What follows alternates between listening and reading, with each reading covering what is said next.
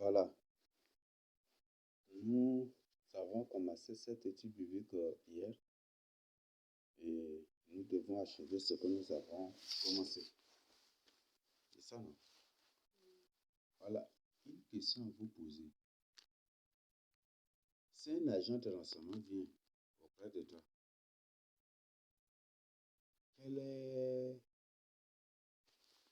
dans quel comportement et dans quelle apparence il viendra? Hmm? Avec quelle apparence il se présentera ou avec quelle apparence avec quelle identité il va se présenter? Un agent de renseignement secret. Une identité civile. Mhm.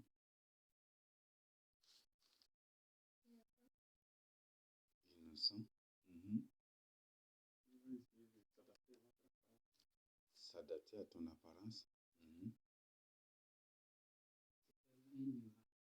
Il se fait un ignorant ou un niard. Mhm. Voilà le grand problème. Il y a certaines questions qu'il y a des gens vous posent. Ne dites pas qu'ils ne connaissent pas la réponse. Ils connaissent très bien la réponse. Et c'est ça, c'est une stratégie. Là, les autorités, parfois, c'est ça la technique la plus adoptée. Les agents de renseignement secret. Même il y a des journalistes aussi, des agents de renseignement secret qui sont là. Des journalistes qui agissent en très bon. Je les appelle des journalistes de renseignement secret aussi, ils sont là. Il y a certains qui se déguisaient parfois pour venir parmi les élus pour nous poser des questions, des informations. Mhm. Mhm. Il va faire comment? Il se déguise en victime. Mhm. Et, mais là, si vous ne connaissez pas, mais ça va être terrible, hein? Même à l'université que vous voyez, l'université que vous fréquentez, il y a des agents de renseignement secret là. Il y a plein d'agents de renseignement secret à l'université. Et dans tous les domaines, à l'école, partout ils sont là. Et en tant qu'étudiant, si ce n'est pas leur mode opératoire, eux-mêmes, ils peuvent venir avec une causerie. Eux-mêmes peuvent venir avec une causerie.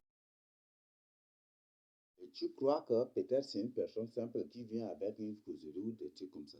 Ils peuvent même être ton ami, faire tout pour être ton ami. Parce que là, il y a des agents de renseignement secret qui ciblent des gens. Ils peuvent même se faire ton ami.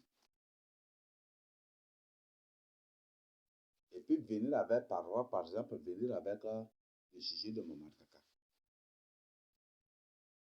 Et toi, tu vas croire que. Et puis, c'est fait victime. Lui-même, il te présente les côtés mauvais, mauvais, mauvais, mauvais, mauvais. Lui-même, il tout. Et tu vas trouver que, ah, donc toi aussi, tu as à contribuer. Et c'est ça.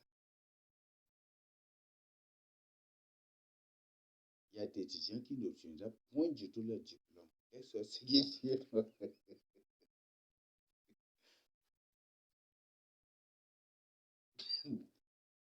Ils sont prêts à l'université. Tu ne vas jamais du tout. Si je prends cet exemple, c'est pour que vous compreniez comment les faux prophètes agissent, comment les faux serviteurs de Dieu agissent. Donc, les agents de renseignement secret se révèlent d'un autre monde. Ils se font des civils. Ils se font des civils. Et en aucun jour, un agent de renseignement secret va te dire qu'il est agent de renseignement secret. Vrai ou faux? Dès qu'il te dit qu'il est agent de renseignement secret, il disparaît. Il disparaît automatiquement, même s'il est ton voisin, il quitte automatiquement, il part. Parce que tu le connais déjà. D'ailleurs, même si c'est ton voisin, il ne va jamais du tout se présenter. Peut-être que vous vous rencontrez hasardement quelque part et que lui-même il s'ouvre à toi, qui va te dire, mais jamais du tout. Parfois, tu loues quelque part et il y a des gens qui viennent s'installer autour de toi. C'est ça des agents de renseignement secret. Mais jamais ils ne vont te dire cela. Tu peux venir louer quelque part et eux aussi se débarquent. C'est ça. Alors, c'est pour dire que le mot à retenir dans ça aussi, c'est être cible. Donc, parfois, les faux prophètes, les loups là-dessus, c'est des gens qui ciblent des gens. Ils viennent en vêtements de brebis, c'est ça, n'est-ce pas? Et c'est ça, c'est que les agents de renseignement secret font aussi. Vrai ou faux? Hmm?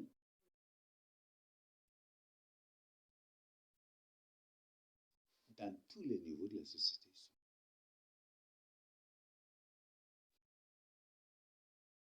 Alors, qu'est-ce que signifie venir en vêtements de brebis? Si un agent de renseignement secret vient méchamment, dit, toi là, est-ce que tu vas, est-ce qu'il va avoir d'informations? Est-ce qu'il va t'avoir? Il se fait gentil, doux, clément. Parfois même, c'est eux-mêmes qui te payent à manger. Comme certains le témoignent, c'est eux-mêmes qui te payent de l'alcool à boire.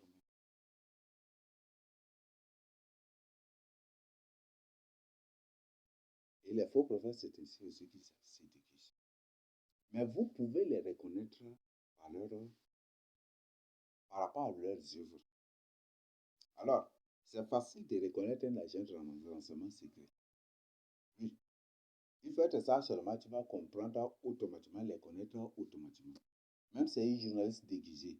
Par rapport à ces questions seulement, tu vas connaître automatiquement. Il peut même te piéger. Ces journalistes parfois déguisés. Peut-être il est à la radio là-bas. Et il fait semblant de t'appeler. Or, l'appel que vous faites là, c'est transmis. Et c'est comme ça qu'il piège. Alors, une chose à retenir, les faux prophètes là, un faux prophète ne prêche jamais du tout sur le péché. Même si un prophète, un faux prophète est gentil, même la Bible le dit, la méchanceté de l'homme là, quelle que soit sa condition, un jour sera mise à découvert. Déjà non, sera exposée. Une personne qui est furieuse, une personne qui est furieuse, furace, coléreuse, en colère carrément, même s'il prend l'apparence d'être douce, même si la personne prend l'apparence d'être douce, d'être gentille, clémente, ceci, cela, hospitalière, compatissante, quelle soit sa condition, il va être exposé. Il y a une chose que vous devez retenir. Est-ce que vous avez vu une personne qui pleure en même temps, qui pleure et rit en même temps? Est-ce que vous avez vu ça? Hmm? Une personne qui pleure et rit en même temps. Ça n'existe pas. Est-ce que vous avez vu une personne qui... Est-ce que vous avez vu une personne en colère, une personne furieuse, mais qui fait semblant, qui veut obligatoirement rire? Est-ce que vous avez vu? Si cette personne rit, comment vous trouvez sa face? Vous le trouvez bizarre.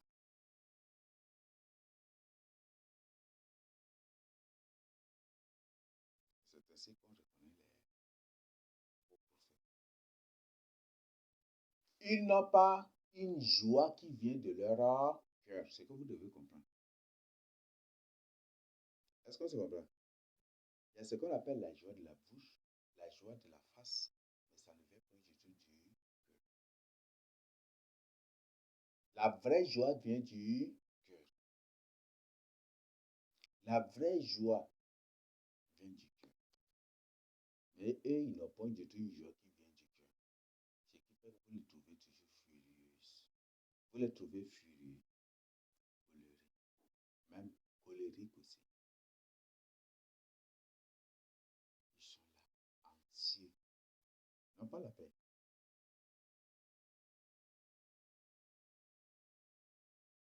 Un drapeau, il faut que je lise.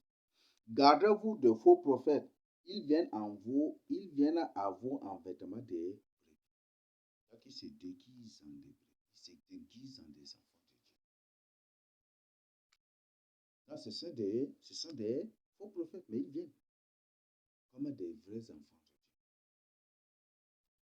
Mais quel que soit ce qu'ils cachent, ils vont être affichés.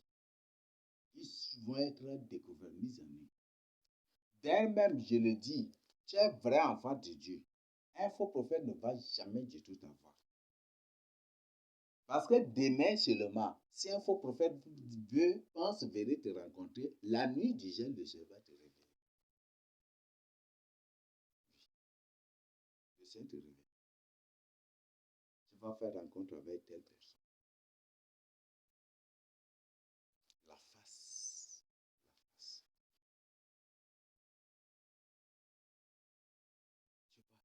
Tu vois, il y a plusieurs indices pour les connaître. Ils viendront à vous en vêtements de brebis. Ils se font des enfants de Dieu. Mais au-dedans, ce sont des loups ravisseurs. Alors, c'est des démons.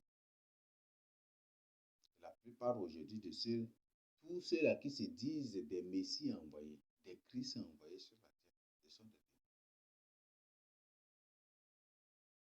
Et les faux prophètes sont partout. C'est plus facile de connaître un faux prophète. Un faux prophète ne prêche jamais du tout. Ne prêche point du tout le péché. Ne condamne point du tout le péché.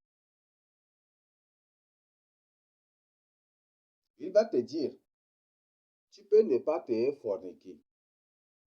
La fornication, Dieu condamne, mais vous pouvez faire l'avortement. Il va dire ça. Alors, tu ne te forniques pas, mais tu fais l'avortement. Ça devient la même chose. C'est pire encore, c'est ça, n'est-ce pas? Il peut dire, Dieu condamne l'avortement, mais vous pouvez utiliser préservatif. Alors, c'est la même chose, non? C'est des gens qui jouent seulement avec les gens.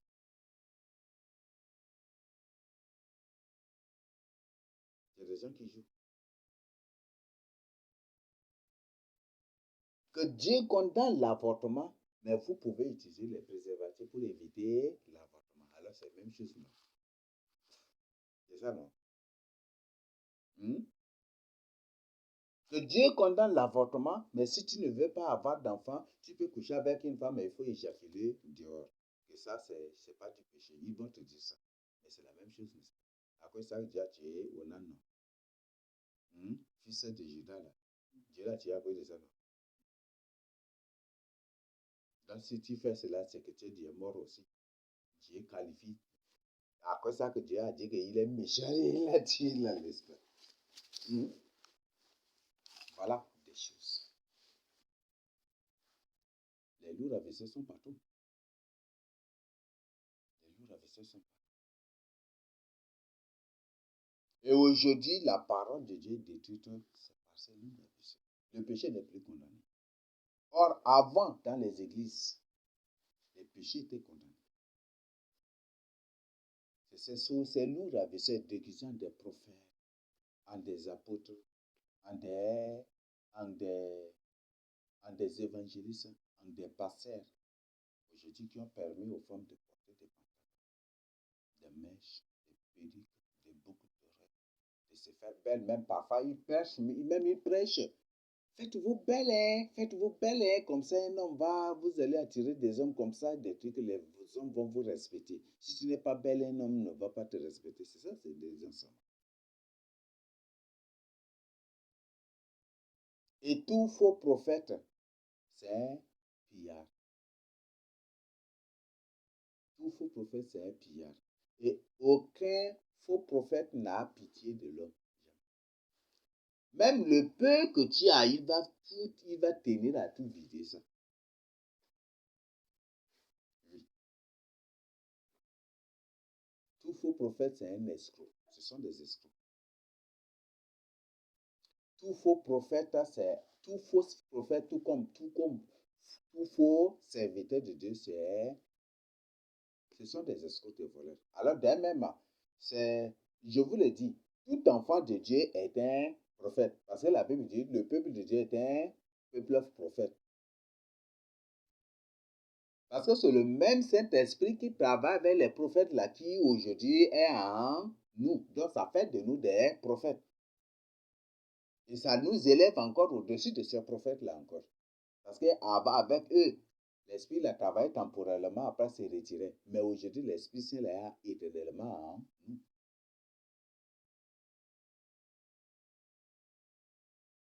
Donc, si un enfant de Dieu, si une personne se dit enfant de Dieu, c'est qu'il est prophète. Mais s'il ne vit pas dans la crainte de Dieu, c'est qu'il est faux prophète. Voilà ce qui se passe. C'est très dangereux.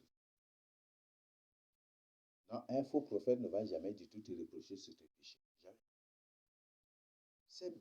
Mais un faux prophète te conduit plutôt au péché et t'oriente plutôt au péché.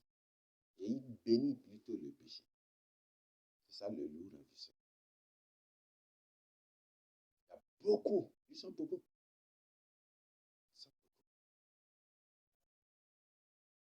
Un faux prophète ne va jamais du tout te demander d'abandonner le péché, mais il te conduit plutôt au péché.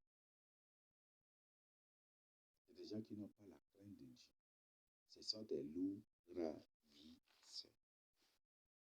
Le peu que tu as, un faux prophète va tout faire pour arracher ça.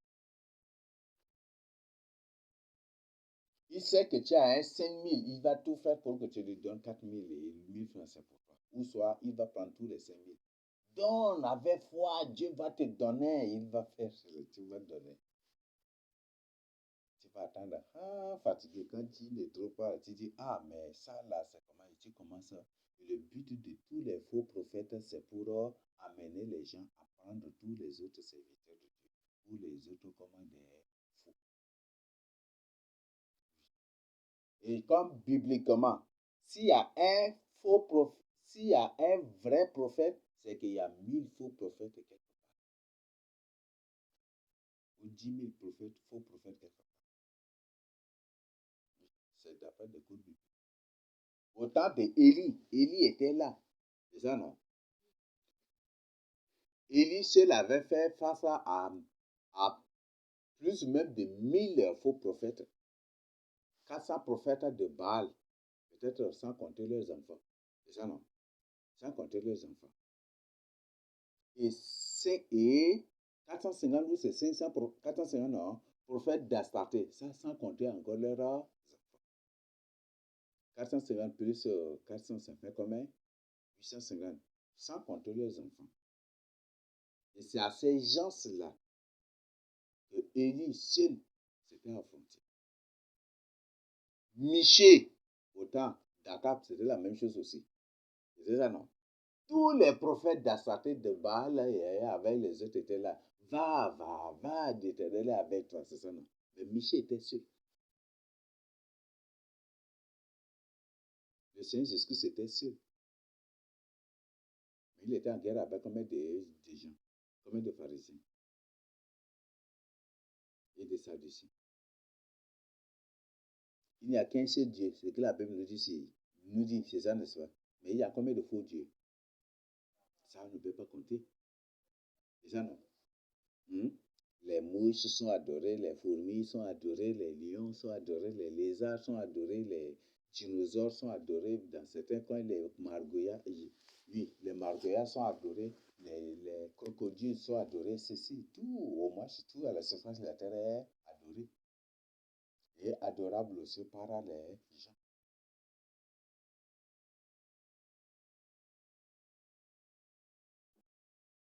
Voilà des choses. Voilà des pièges. Donc, il y a beaucoup. S'il y a un vrai, c'est qu'il y a des faux. C'est ça le code biblique. S'il y a le vrai, il y a des faux. S'il y a un juste, il y a des injustes. C'est ça le mode de fonctionnement de la société d'aujourd'hui. Voilà, c'est ça ce qui se passe. Donc, les loups ravisseurs, les faux prophètes, c'est des gens qui ne prêchent jamais du tout, qui ne prêchent point du tout sur des choses. S'ils prêchent, ils disent, telle chose Dieu condamne. Ils vont permettre à telle chose que Dieu condamne. Que Dieu, ils vont prêcher pour vous permettre cela. Comme certains disent, non, habille ceci, c'est pas bon, mais vous pouvez porter jean. Mais c'est la même chose, non? C'est ça, non? Pire des choses. Non, la fornication, Dieu condamne, mais vous pouvez avoir des petits amis juste pour des causeries, des trucs, ça, Dieu ne condamne pas. C'est la même chose aussi, n'est-ce pas? Hmm? C'est déjà première chose. Les faux prophètes ne prêchent jamais du tout sur le péché. Ils mélangent toujours les mensonges avec la vérité. Ils prennent un peu une vérité pour mélanger avec des mensonges. Parfois, il peut te dire, Dieu m'a dit, le Seigneur Jésus-Christ m'a dit. C'est la vérité, non? Le Seigneur Jésus-Christ parle, n'est-ce pas? C'est la vérité. Mais le contenu de ce qu'il va te dire, ça ne vient pas de Dieu. Ça, c'est un mensonge mélangé avec la vérité.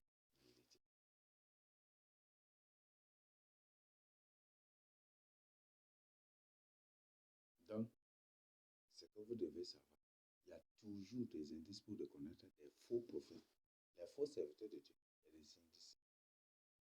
Et si la société est devenue animale aujourd'hui, et qu'il y a beaucoup de gens qui se comportent plus que les animaux encore, animalement plus que les animaux encore, c'est à cause de ces soi-disant enfants de Dieu. Parce qu'en réalité, ce ne sont pas des humains, mais ce sont plutôt des démons. Ce sont des démons déguisés. Et nous avons toutes les caractéristiques, il y a toutes les caractéristiques, tous les signes pour reconnaître un démon physiquement. Tu n'as pas même pas besoin d'un rêve. Tu n'as même pas besoin d'une vision. Toutes les caractéristiques, que je peux même vous citer certaines, toutes les caractéristiques pour reconnaître un démon. Nous continuons. Vous les reconnaîtrez à leurs fruits. Alors, c'est l'un des indices que Dieu nous donne. Ça, c'est un indice, une preuve indéniable, incontournable et incontestable que Dieu nous donne pour reconnaître un faux enfant de Dieu, un faux prophète. Si par exemple tu es voleur et le Seigneur a envoyé une personne pour le Seigneur a révélé à une personne que tu es voleur et la personne vient partager avec toi pour que tu abandonnes le vol, est-ce que la personne c'est un faux prophète? Hmm? Ah, mon frère, le Seigneur m'a révélé dans le rêve que voilà, tu as volé. Ou le vol là, c'est condamné. Et je suis venu pour partager avec toi. Est-ce que c'est un faux prophète?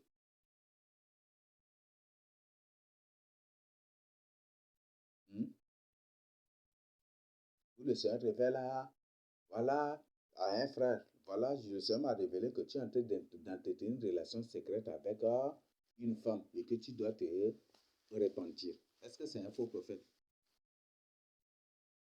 C'est là des péchés impardonnables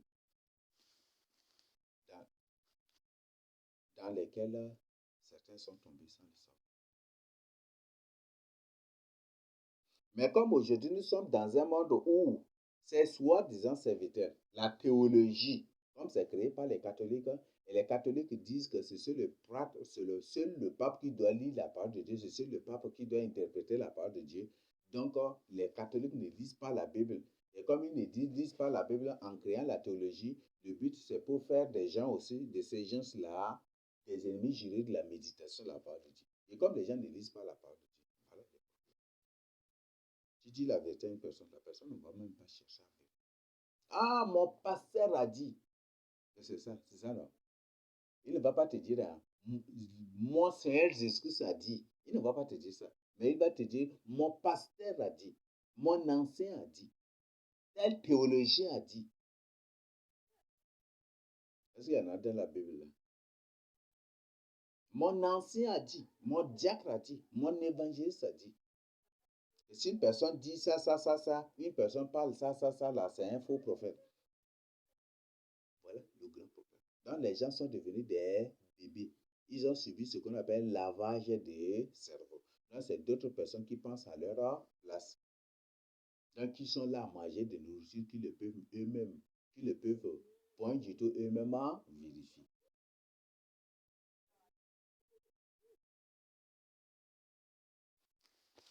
Ils sont là comme ça. Mon pasteur a dit, si une personne dit ça, c'est un faux prophète. C'est ça, non? C'est ton pasteur qui a dit. Mais est-ce que c'est Jésus-Christ qui a dit? Hmm? Est-ce que c'est Jésus-Christ qui a dit? C'est ton pasteur qui a dit, mais est-ce que c'est Jésus-Christ qui a dit?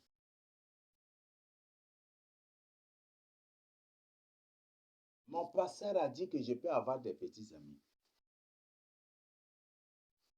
C'est ton pasteur qui a dit. Mais est-ce que c'est Jésus-Christ qui a dit? Est-ce que c'est la parole de Dieu qui a dit? Ton pasteur a dit que voilà, tu peux tricher, tu peux avoir des faux diplômes. Même si tu as un faux diplôme, tu peux prier pour sanctifier et puis ou demander pardon et puis continuer. C'est ton pasteur qui a dit. Mais est-ce que c'est Jésus-Christ qui a dit?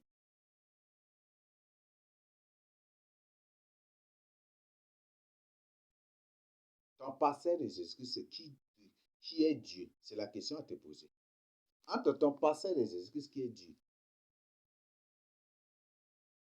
Entre ton ancien et Jésus-Christ, qui est Dieu? Ou peut-être entre ton berger et Jésus-Christ, qui est Dieu? Et qui est celui que tu dois écouter? Et qui est celui entre les deux là? Qui est celui-là qui doit être soumis à l'autre? Voilà, encore d'autres problèmes. Donc, ils viendront en vêtements de brebis. Mais nous les reconnaîtrons par rapport à leurs fruits. Ils tordent des raisins sur des épines et des figues sur des chardons. Si aujourd'hui, peut-être, ton manguier produit directement des goyaves, mais c'est un phénomène, n'est-ce pas? C'est un phénomène pour lequel l'humanité entière va courir pour filmer et puis publier qu'il y a tel phénomène dans tel coin ici. C'est ça, non? Hmm? Si par exemple ton savonnier produit des mangues, mais là c'est un phénomène terrible encore. C'est ça, n'est-ce pas? Donc à chaque arbre son fruit. C'est ça, non? Mais si l'arbre ne produit pas son fruit, mais plutôt autre fruit, c'est un phénomène. Il le sera dit, il y aura des phénomènes à la fin des temps. Et c'est ça, c'est que nous vivons. Il y aura des phénomènes. Le Seigneur n'a pas dit il y aura un phénomène à la fin du temps, mais des phénomènes. Ils sont là, ces phénomènes-là. Donc, n'importe quel serviteur de Dieu, n'importe quel faux prophète qu'il soit, ce n'est pas son fruit que vous allez le reconnaître. Son fruit, soit c'est sa propre vie, et c'est ce qu'il t'enseigne. Il y a des gens qui disent, je peux accepter l'enseignement d'un faux prophète ou des trucs comme ça pour travailler, mais je ne dois pas me comporter. Non, c'est faux.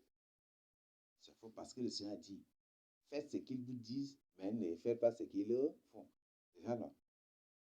C'est faux. C'est faux. Ça n'existe nulle part. Un faux prophète mélange le mensonge, mélange prend des mensonges pour mélanger pour pétrir avec la vérité. Vous donner du coup. Comme certains, ils amènent même la viande de cochon, la viande de chien. Ils prient, ils demandent aux gens même de prier et de manger cela.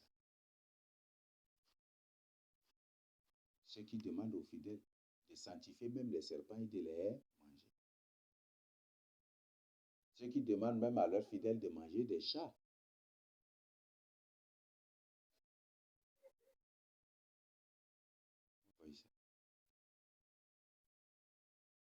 Or, la société tchadienne,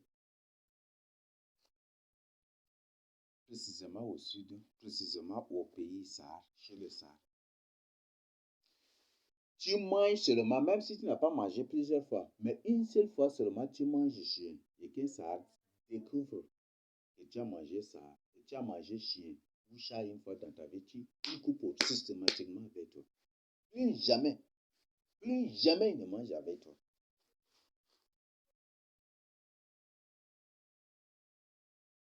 Ce qui fait que les Sahara ont toujours des problèmes avec les gourds, avec les Ces ethnies, c'est des ethnies qui mangent vraiment des chiens, des n'importe quoi. Mais maintenant, là, c'est comment? Aujourd'hui, comme ils savent que ce sont des choses que Dieu condamne, des choses que Dieu a interdites dans sa parole. La Bible dit aucun impur n'entrera dans le royaume de Dieu. Ce n'est pas moi qui ai fabriqué cela. Et aujourd'hui, si aujourd'hui les gens se répandent à manger des cochons, manger des chiens, manger des chats, manger des lézards, même les marguerites, les gens mangent aussi. À manger ces choses-là. Vous croyez que c'est venu de quel? La théologie. Tout est sanctifié par la prière et par la parole. C'est ça, n'est-ce pas? En effet, il n'y a rien d'impur. C'est ça ce qu'ils disent. Voilà, des faux prophètes. Et comme aujourd'hui, l'homme, les gens ne suivent la parole de Dieu que dans leur intérêt. Celles qui cadrent avec leur intérêt, c'est ça qu'ils prennent pour mettre en pratique. C'est ça, non? Depuis là, ils cherchent à avoir une amie, et puis des trucs que tu interdis, tu interdis. Dès que l'autre dit, ah, vous pouvez avoir des petits amis. Oui, c'est ça, c'est toi qui es le vrai prophète. Et puis lui, il se met à avoir aussi à rentrer dans des relations avec des filles. Parce que c'est ce qu'il cherche depuis. Mes frères et sœurs, il y a tous les codes. Chacun doit se réveiller. Ce n'est pas un serviteur de Dieu qui va te sauver. Je vous le répète. C'est la parole de Dieu qui va te sauver. C'est Jésus-Christ qui va te sauver. Même celui-là que tu crois, que tu le prends pour serviteur de Dieu, même c'est le Seigneur Jésus-Christ qui va le sauver. Je vous le dis, c'est le Seigneur Jésus-Christ qui va me sauver. C'est le Seigneur Jésus-Christ qui m'a sauvé. Veuillez m'excuser, c'est le Seigneur Jésus-Christ qui m'a sauvé.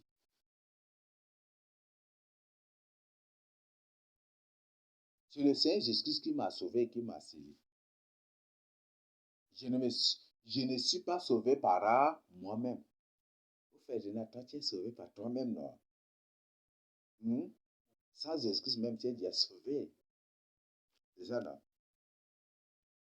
Et si, par exemple, tu dis, comme tu dis non, alors, si le Seigneur Jésus-Christ dit telle chose, et toi, tu viens, et toi, c'est la parole d'un humain contre la parole du Seigneur Jésus-Christ que toi, tu prends pour mettre en pratique, est-ce que tu seras sauvé? C'est pourquoi chacun de vous doit avoir la Bible. Méditez la parole de Dieu. Toutes choses ont leur code dans la Bible ici. Toutes choses ont leur code dans la Bible ici. Chacun de vous doit se et que vous devez cesser aujourd'hui. La Bible dit, maudit soit l'homme qui place sa confiance dans l'homme. Et Michel dit, ne te fie à personne, ni à personne, même à la femme qui couche sur ton sein, il ne faut même pas. Ne te fie à personne. Ne fais confiance à personne. Michel le dit. Les faux prophètes sont des gens terribles. Ce sont des lourds avec ce sont des démons. Et un démon, si tu n'as pas la crainte de Dieu, dans ta vie, il devait ton maître. Il va te roubler ici. Roubler ça, c'est ça. Il va te faire regretter ta vie. Donc, que chacun entre en son. Donc, c'est par rapport à la vie d'un enfant de Dieu que tu es. C'est pourquoi le Seigneur Jésus dit, ne jugez pas l'apparence. Est-ce qu'on se comprend? Ne jugez pas l'apparence. Si mes dents sont sales, cela ne fait pas de moi un faux prophète. Vrai ou faux? Comme ça. Ou toute personne qui a des dents sales, là, c'est un démon. C'est ça, non?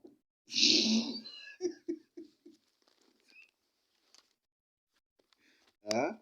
Si une personne n'a pas de brosse à dents, là, c'est satanique, c'est ça, n'est-ce pas? Hein? C'est ça, non? Le Seigneur dit, ne jugez pas l'apparence. Ne jugez pas l'apparence. Si je suis sale extérieurement, cela ne doit point du tout t'amener à me juger ou à juger à l'apparence, mais chercher à connaître la vie de la personne.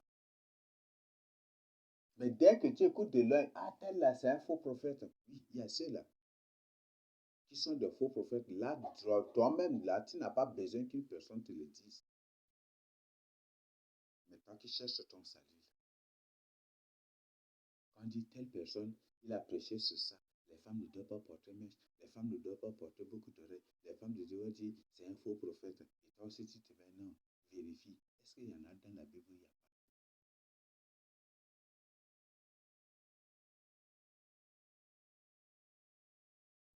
pas. Donc, voilà, ne jugez pas du tout à l'apparence. Parce que je crois qu'eux-mêmes, ils le disent, les apparences sont trompeuses. C'est ça, non? Les apparences sont trompeuses. Les apparences sont trompeuses. Aujourd'hui, ils ont lavé le cerveau de la société à faire croire que tout ce qui tout, tous ceux qui portent de gros boubous là, ce sont des musulmans. C'est ça, non? Hmm? Tu portes seulement un habit tout court, ton habit simple, tu portes là seulement, tu es un musulman. C'est ça, non? Hmm? C'est comme ça que les musulmans déguisés, ils ne portent pas des gros boubous, ils ne portent pas des djalabiers. Et ils se font porter seulement juste un nom sudis, vous les appelez des sudis beaux sauveurs. C'est ça, c'est ça. C'est ça, non? Ah, c'est comme ça. Ils peuvent juste se lever pour manipuler, vous savoir. Hmm. Un musulman, il veut vous roubler, vous avoir. Il se fait appeler, il porte seulement un nom Gambaï, non? Hmm? Et puis il ne porte pas les djalabiés seulement. Vous allez le prendre pour un sidis, n'est-ce pas? Et c'est comme ça que les gens, les démons se déguisent pour avoir des gens. Donc, nous sommes dans un monde terrible de haute manipulation. Faites vraiment attention. Tout bon arbre porte de bons fruits. C'est ça, non? Si le manguier n'est pas du tout bon, ça ne va pas produire aussi de fruits. C'est ça, non? Hmm? C'est ça, n'est-ce pas? Tout bon arbre porte de bons fruits. Mais le mauvais arbre porte de mauvais fruits. Un bon arbre ne peut porter de mauvais fruits, et ni un mauvais arbre porter de bons fruits. Tout arbre qui ne porte pas de bons fruits est coupé et jeté au feu. C'est donc à leurs fruits que vous les reconnaîtrez. Donc c'est par rapport à leurs fruits, par rapport à leur vie et par rapport à ce qu'ils prêchent. Par rapport à leur vie et par rapport à ce qu'ils prêchent. Aujourd'hui, des systèmes terribles ont été développés dans ces églises. Et maintenant, c'est que les gens ne confessent plus leurs péchés. Tu te lèves, tu dis, voilà, moi là, je suis pécheur, je reconnais mes péchés, voilà, des trucs, tu veux condamner, non, arrête, après, tu trouves tel ancien. Arrête, il faut après trouver tel diacre. Et quand tu trouves ce soi-disant diacre, ce soi-disant ancien, il va te dire, voilà, tous son péchés sont privés de la gloire de Dieu, ainsi tu reconnais que tu es pécheur, c'est fini. Que Dieu te pardonne. Il a l'adresse une soi-disant prière avec toi, c'est fini. Quand une personne s'élève pour confesser le péché de l'initiation, quand il s'élève là, il dit, ah, j'ai été à l'initiation, il dit, ah, arrête, après tu trouves tel ancien. Quand tu trouves bien le trouver là, oui, moi si je suis initié, je comprends déjà donc que le Seigneur te pardonne. Si tu regrettes, voilà, tu es déjà pardonné. Et c'est comme ça que maintenant que ces démons agissent. Ils empêchent, ils interdisent les gens même de confesser le péché. Même dans certaines églises, c'est pire. Ils disent non, que dès que tu quittes, tu entres dans la maison de Dieu, tu ne dois plus prier pour que Dieu te pardonne tes péchés. Ça, c'est des choses qu'on a écoutées. Et que celui, si on te désire de prier à l'église, il ne faut pas prier, il ne faut pas dire, Seigneur, pardonne nos péchés, tu ne dois plus employer parce que chacun, au moins, en entrant à l'église, il a demandé au Seigneur de le pardonner déjà, donc tu n'as pas besoin de faire cette tautologie. Il trouve au moins c'est quelque chose. Ce sont des groupes de démons. Ce sont des démons, ce ne sont pas des humains.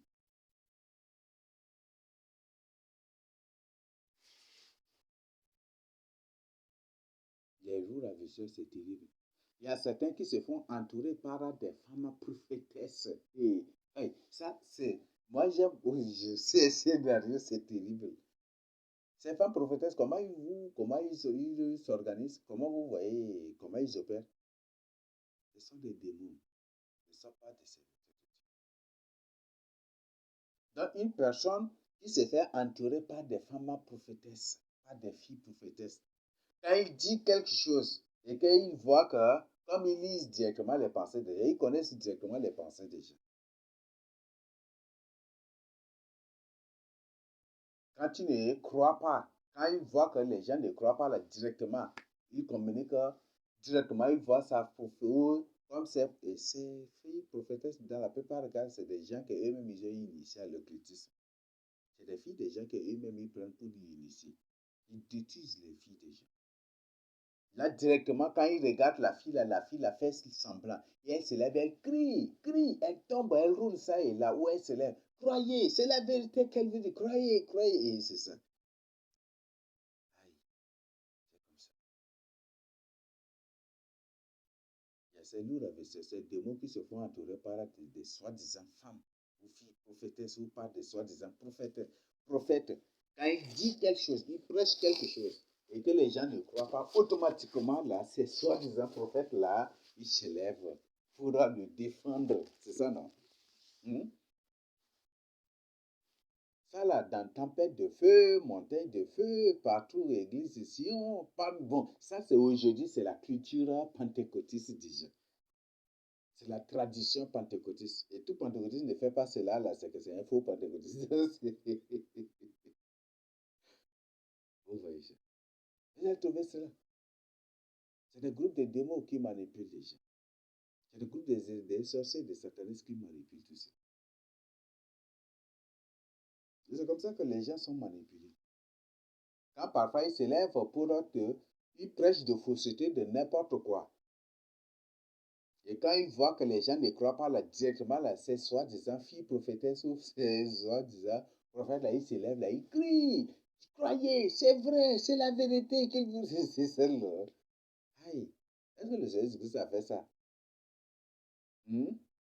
Et parfois même, avant même leur fameux culte-là, ils rencontrent d'abord ces gens-là en coulisses.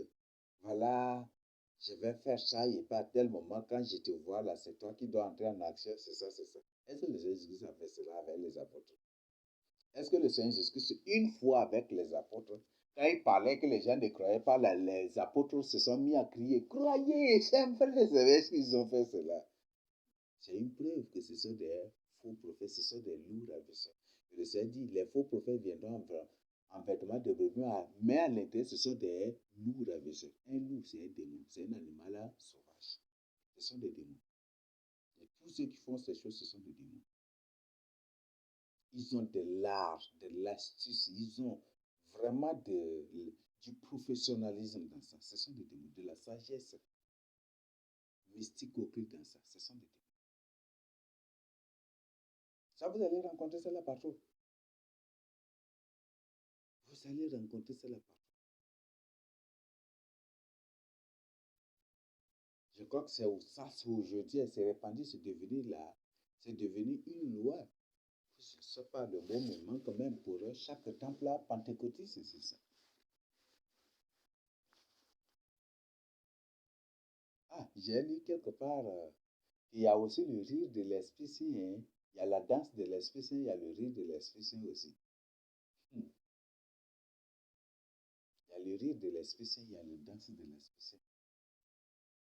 Est-ce que c'est sur la base biblique? Hmm? Le Seigneur s'excuse. Lui-même, ce qui le Saint-Esprit est descendu premièrement là. Est-ce qu'il a ri? Il a poussé le rire de l'Esprit Saint ou la danse de l'Esprit Saint.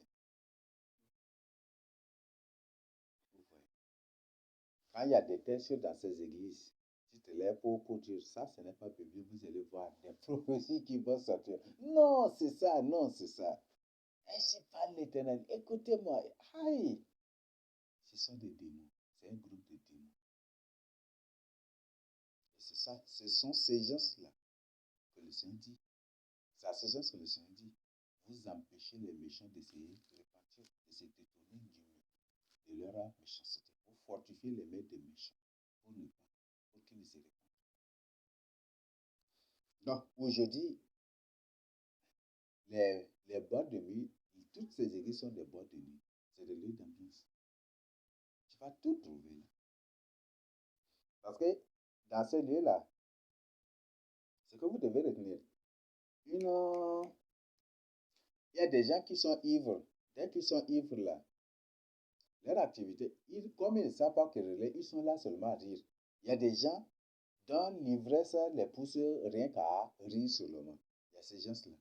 Il y a ceux-là dont l'ivresse ne les pousse qu'à danser. Et c'est la même chose que vous trouvez dans ces églises-là aussi. Le rire de l'Esprit Saint, c'est ça non? La danse de l'Esprit Saint. Nous faisons face à des choses terribles. Une personne développe des stratégies d'escroquerie.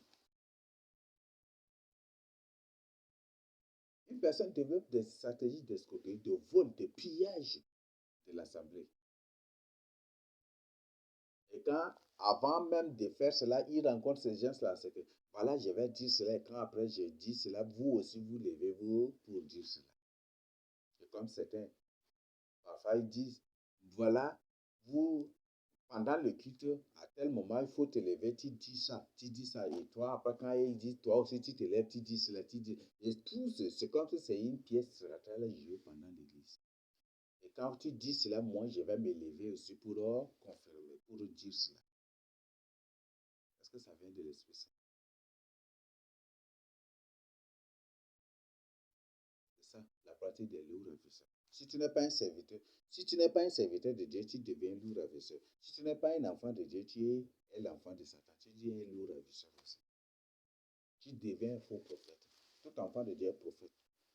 Et si tu n'es pas un enfant de Dieu, tu es un faux prophète. Donc, voilà des choses. Donc, en tant qu'enfant de Dieu, la question à te poser, toi-même, tu dois te poser la question. Quel bon fruit que je suis en train de porter? Est-ce que je porte de bons fruits aussi dans ma vie? Qu'est-ce qui ne marche pas dans ma vie? Pose-toi la question. La Bible dit, c'est lui qui réfléchit sur le... Quel bon fruit? Qu'est-ce qui témoigne que je suis véritablement un enfant de Dieu? Qu'est-ce qui témoigne que je suis véritablement un serviteur de Dieu? Qu'est-ce qui témoigne? Qu'est-ce qui prouve que tu vis véritablement dans la crainte de Dieu? Depuis que tu vivais dans la crainte de Dieu, depuis que tu vis dans la crainte de Dieu, qu'est-ce que tu as produit comme bon fruit?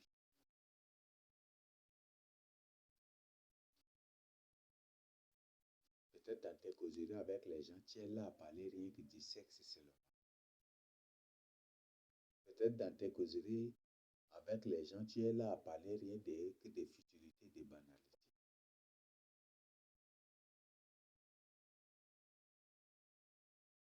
Peut-être au quartier, tu as autre chose, et étant parmi les enfants de Dieu, tu as aussi autre chose. Est-ce que c'est ça le fruit que tu dois porter? Est-ce que c'est ça le fruit que tu dois porter? Chacun doit répondre à cette question.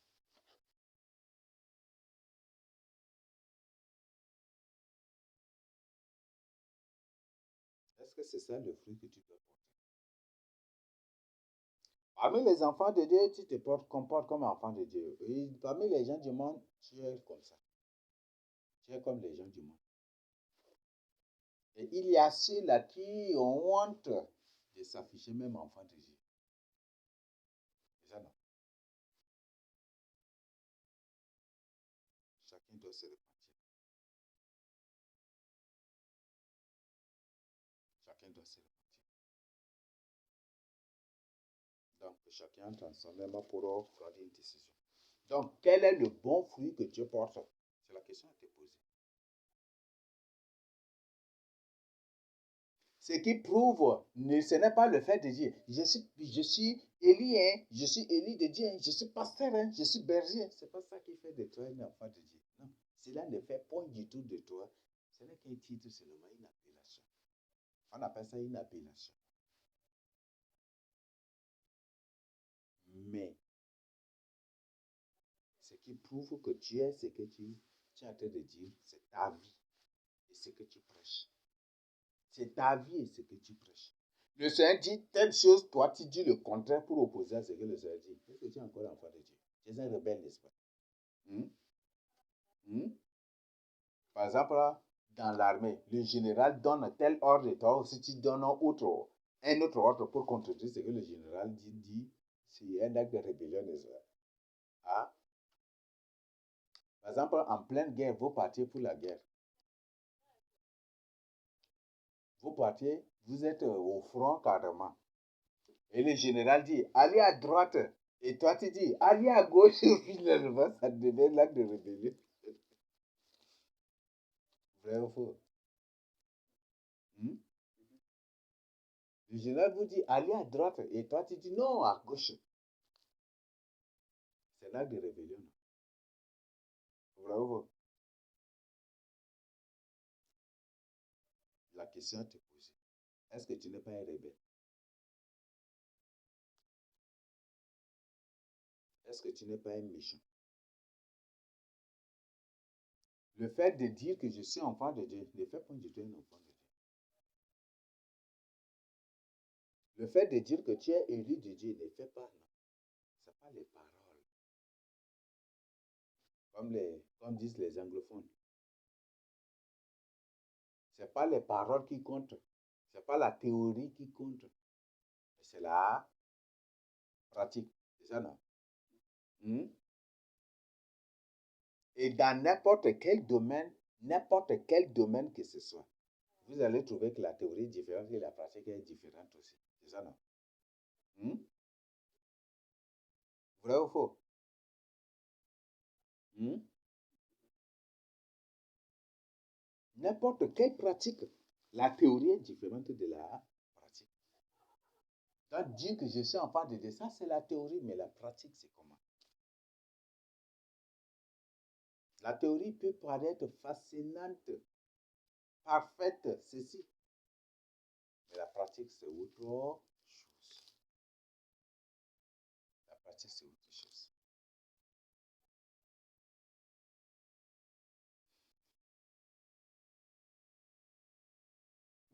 Comment certains le disent. La théorie en police, là, c'est vraiment bon, mais la pratique est autre chose. Parce que la théorie dit qu'il faut respecter la personne, mais en pratique, quand vous venez pour prendre une personne, vous le prenez, vous le jetez dans la voiture comme un sac lourd comme ça. C'est ça, n'est-ce pas? C'est ça, n'est-ce pas? Donc, il y a des gens partout qui témoignent. La théorie est différente de la pratique. Peut-être en mécanique même, vous allez rencontrer cela. En électricité même, vous allez rencontrer cela. C'est ça, non? En mécanique, tout comme en électricité, vous allez rencontrer cela. Dans beaucoup d'autres choses. Peut-être même en informatique, vous allez trouver les mêmes choses aussi. En informatique, vous allez rencontrer les mêmes choses. Même en couture aussi, vous allez rencontrer les mêmes choses. Donc, vous pouvez, la théorie peut paraître bonne, mais la pratique est différente. Donc, il ne faut pas que tes paroles soient de la théorie, mais que tes paroles soient la pratique. C'est ça ce que tu veux. Le Seigneur a dit une fois, pourquoi m'appelez-vous Seigneur, Seigneur, et ne faites-vous pas ce que je vous commande? Déjà non. Donc il l'appelle Seigneur, Seigneur, Seigneur. Je suis ton disciple. Ça, c'est la théorie, n'est-ce pas? Mais à la pratique, il faut autre chose. Le Seigneur. Alors, Qu'est-ce qui prouve que tu es véritablement un enfant de Dieu? Parce que toi-même là, si tu n'es pas converti, si toi-même là, tu ne vis pas dans la crainte de Dieu, si toi-même tu n'es pas un enfant de Dieu, tu deviens faux prophète aussi. Parce que tout faux prophète sont des scandales pour les gens. Tout faux prophète, de quelle nature, de quel état spirituel qu'il est, de quel degré spirituel dont il parvient même, ou dont il est même peut-être. C'est un scandale pour les gens. C'est une source de péché pour les gens. C'est des gens qui conduisent les gens vers le péché. Peut-être tu te dis enfant de Dieu.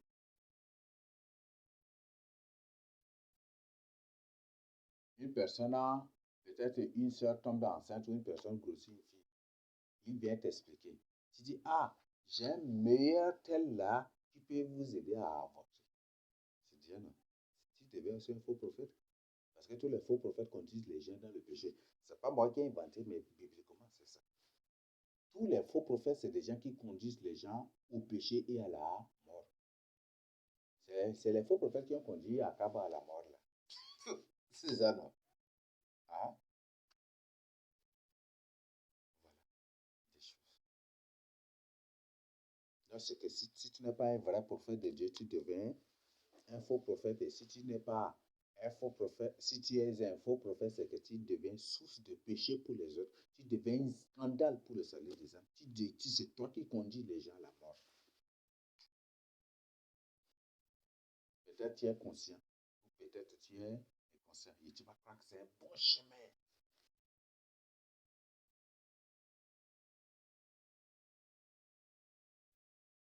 À toi, à partir de jeudi, de réfléchir.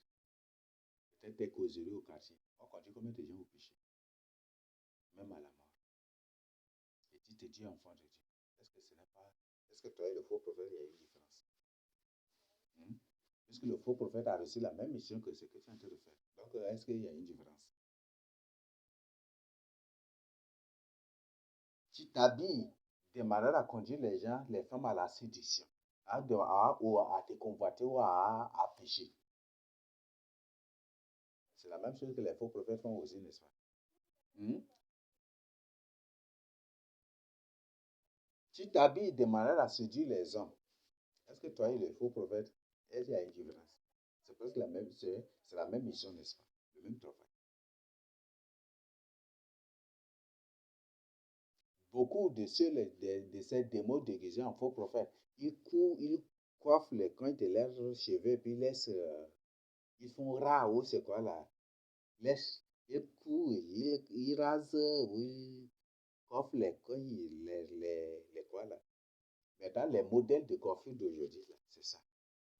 Couper comme ça, et puis laisser là, comme un Pyongyang, c'est ça, n'est-ce pas? Hmm? Ah, on appelle des temps.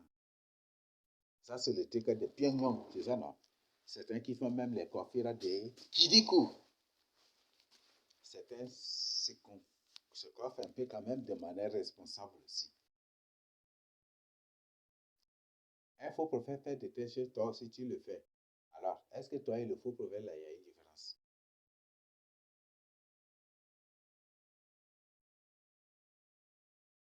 Donc, que chacun entre en soi-même. C'est des choses que Dieu condamne. Dieu dit, tu ne raseras point du tout en rond les coins de tes cheveux ni les coins de tes barbes. Dieu t'a dit. Et si toi tu fais, tu imites les favoris de Awi Longomba. Ah, de quoi là, de Kofi Olumide ou de Fali Yobupa. Est-ce que ça, c'est. Est-ce que, est-ce que toi et Fali, là, il y a une différence? S'il est païen, c'est que toi aussi tu es païen. La Bible dit, ne vous conformez point au siècle présent.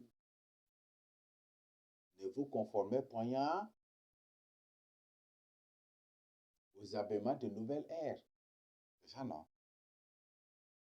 On dit, c'est ça, c'est des trucs de notre génération. Les jeunes maintenant, là, c'est comme ça. Et Dieu dit, ne vous conformez pas au siècle présent. Les soucis d'habillement, ce sont des choses que Dieu condamne. Dieu le condamne.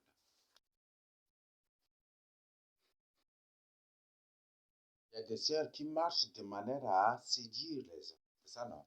Elles marchent bien, mais arriver devant les hommes, déjà, elles changent leur manière de marcher. C'est ça, n'est-ce pas? Les hommes, même chose aussi. Si tu vois qu'en t'habillant ainsi, ça conduit les gens au péché. En tant qu'un vrai serviteur de Dieu, en tant qu'un vrai enfant de Dieu, est-ce que tu vas continuer par le faire? Est-ce que tu vas continuer par t'habiller encore ainsi pour conduire les gens au péché?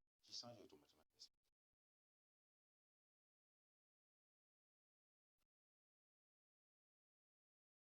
Tu changes automatiquement. Donc, voilà, c'est que vous devez comprendre. Voilà, donc, ce sont ces gens-là. Et directement maintenant, l'autre volet, le Seigneur le dit. Ceux qui me disent Seigneur, Seigneur n'entreront pas tous dans le royaume des cieux, mais seul celui-là qui fait la volonté de mon Père qui est dans les cieux. Retenez quelque chose.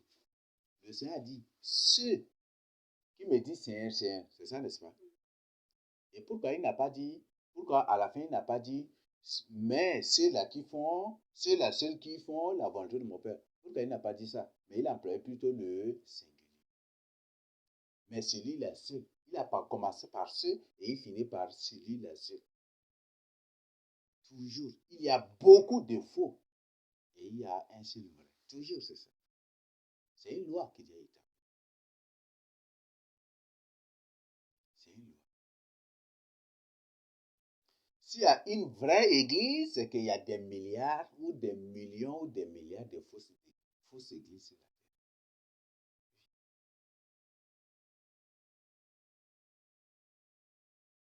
Ce n'est pas le fait qu'une église prêche Jésus qui se mort sur la croix de Golgotha pour nos péchés. Non. Et c'est vrai que cela. Non, ce n'est pas ça. C'est la vérité qui conduit les hommes au péché, à la repentance, à la vie éternelle. Toute église qui ne prêche pas, qui ne condamne pas le péché, c'est une fausse église. Et toute église qui est dans l'œcuménisme, c'est une fausse église. Il y a un enseignement qu'on a abordé, qu'on va finir sur la théologie. Vous savez, beaucoup de désordre. Beaucoup de désordre.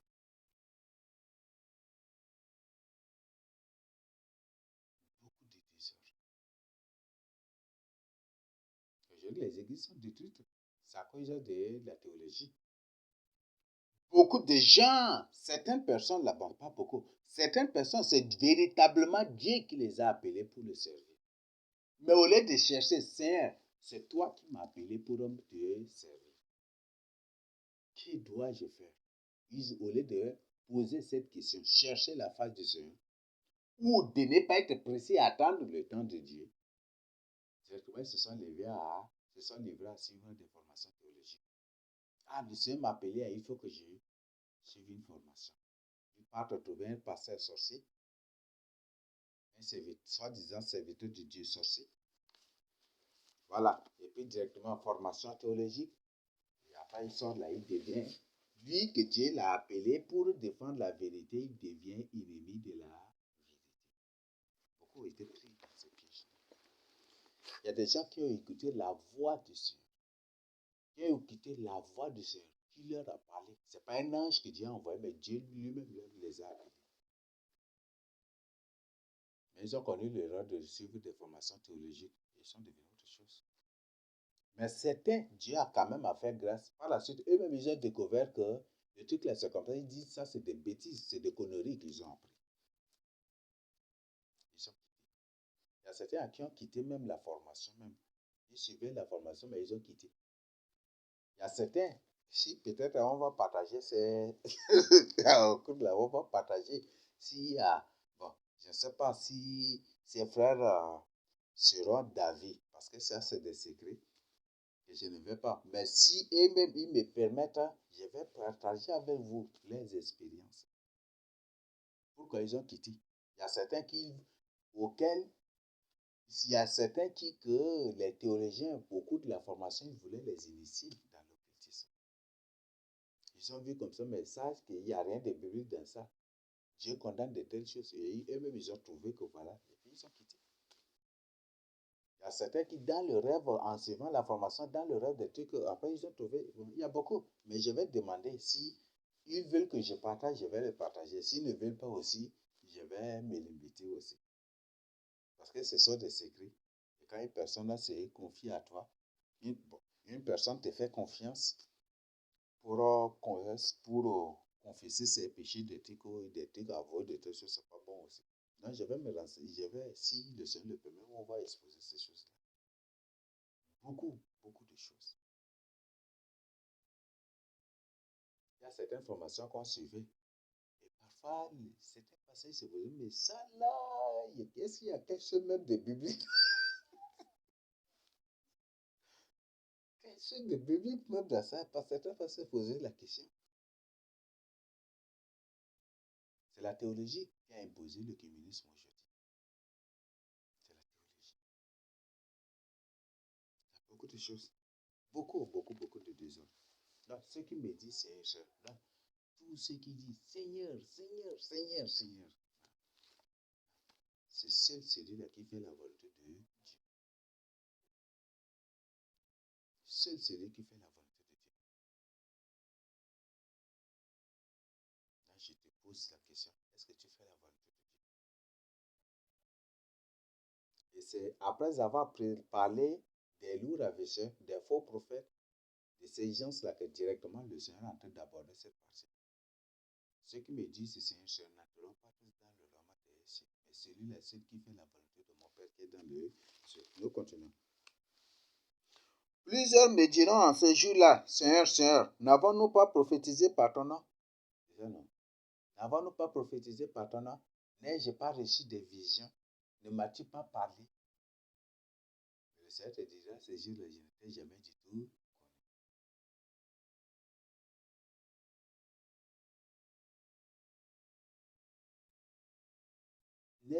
N'étais-je pas parmi les élus? N'avais-je pas défendu ta parole, la vérité? Le Seigneur te dira, n'avais-je pas fait ceci, ça? Mais le Seigneur te dira, je ne t'ai jamais du tout.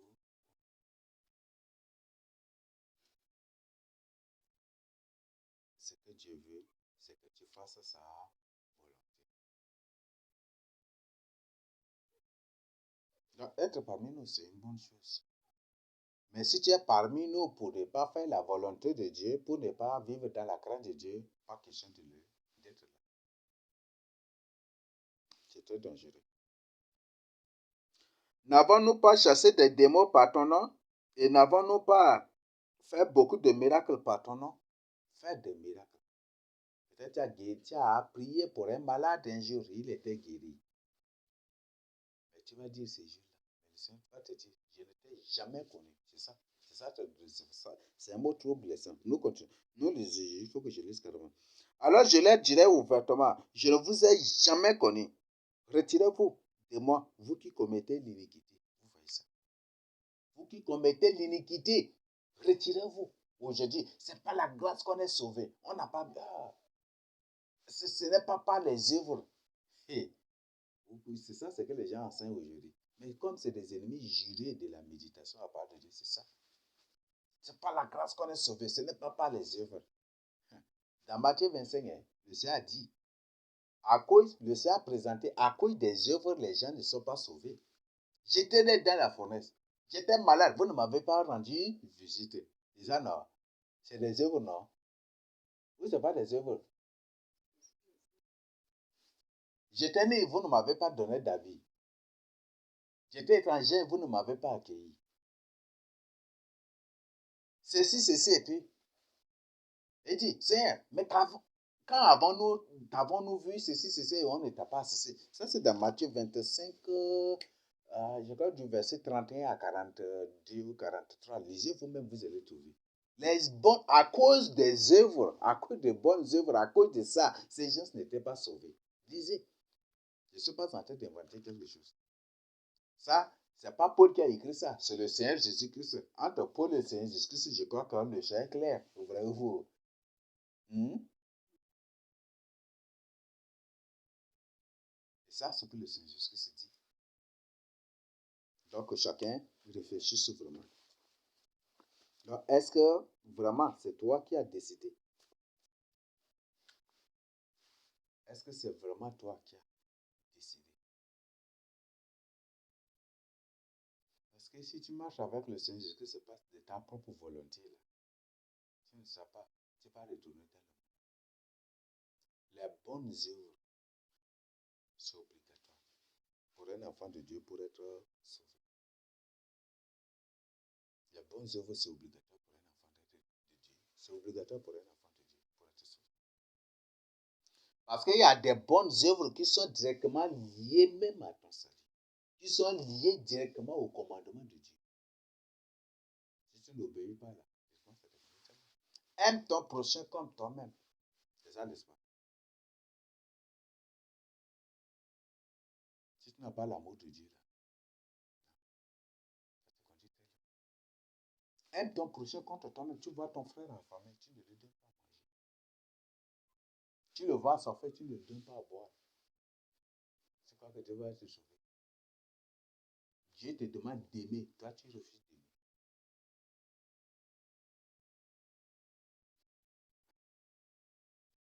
Il y a beaucoup de choses. Beaucoup de choses. Donc chacun se réveille.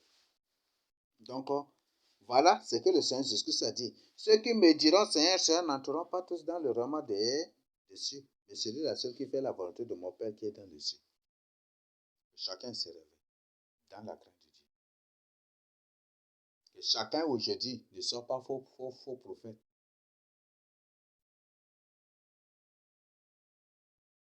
Il y a même les gens qui partent jusqu'à pour organiser ce qu'on appelle formation des prophètes. Ça existe dans quel verset de la Bible? Il n'y a aucun verset de la Bible qui permet la formation des prophètes. Et la formation, c'est fini, mes frères et sœurs, sur le Saint-Esprit. Avant, dans le passé, c'est dans le passé qu'il y a la formation. Ça, c'est dans le cadre sacerdotal. Mais quand le Seigneur Jésus est venu avec le Saint-Esprit, il n'y a plus de formation. C'est le Saint-Esprit qui nous forme. C'est le Saint-Esprit qui nous forme. Ce n'est pas du tout une personne. Donc, chacun se réveille. Ce n'est plus le temps de s'amuser. Là, si tu n'as pas la crainte de Christ dans ta vie, tu dois te réveiller aujourd'hui. Donc, si tu ne vis pas dans la crainte de Dieu, c'est ça ce qui t'attend. Donc, chacun se réveille. Donc, voilà ce que je tiens à partager avec vous. Et voilà ce que nous devons faire. Et à partir d'aujourd'hui, si une personne te dit, te presse sur le péché, ne l'appelle pas faux prophète. Mais il y a des faux prophètes qui mélangent le mensonge avec la vérité. Qui prennent des mensonges pour mélanger avec la vérité. Pour te faire croire que c'est ça. Il y a cela. Mais ce que tu dois savoir, Dieu t'a donné à toi l'esprit de discernement. À chacun au moins, Dieu a donné l'esprit de discernement. Dieu t'a donné l'esprit de discernement. Donc, c'est ce que tu dois comprendre. Donc, voilà, c'est que je crois que ça, c'est naturel. Hein. Si tu vis véritablement dans la grâce de Dieu, Dieu nous a donné l'esprit de discernement. Pour discerner le mal du bien. Pour automatiquement comprendre, connaître que ça, c'est faux, ça, c'est vrai. Dieu nous a donné ça. Que chacun se réveille maintenant. Ce n'est plus le temps de s'amuser. Ce n'est plus le temps d'amuser. Donc, voilà ce que nous avons vu. Nous avons partagé et parlé de ça hier. Et nous voulons finir aujourd'hui pour que vous aussi vous bénéficiez de cela. Donc, ne dis pas que le fait que tu es élu de Dieu est garanti. Si tu es élu de Dieu, non en parole, mais en acte, en pratique, là tu as la garantie de ton salut. Mais si c'est par la bouche, je suis enfant de Dieu, je suis parmi les élus, ce n'est pas ça qui va te sauver. Ce n'est pas du tout ça qui va te sauver. Je crois que le message est clair. Donc, pose-toi la question. Est-ce que véritablement je suis enfant de Dieu? Mais si tu sais que tu n'es pas enfant de Dieu, c'est que tu es un loup. Et tu es en train de faire pécher les autres là. C'est que tu es un faux prophète et tu es en train de faire pécher les gens. Tu es un scandale pour les gens. Tu es source de péché pour les gens. Tu conduis les gens à la mort. Peut-être dans le passé, tu as mené de telle vie. Et aujourd'hui, Dieu t'accorde le temps pour te repentir. Donc, il y a beaucoup de choses. On ne va pas aller. Il y a des enseignements qu'on a parlé, qu'on a présenté sur les lourds ravisseurs. Je crois que c'est un enseignement sur les lourds ravisseurs qu'on a déjà publié. Donc, revenir sur ça, c'est pas. Je suis fini. Je fais ce résumé pour partager avec vous, pour que chacun entende ça. Pour se poser la question, est-ce que je cherche véritablement mon salut? Pose-toi cette question. Donc, je crois que le message est clair. Le message est très, très, très, très clair. Et le Seigneur dit que c'est très clair aussi. Donc, il y a beaucoup d'autres choses, mais si le Seigneur le permet, peut-être s'il y a des questions, on ne sait pas, donc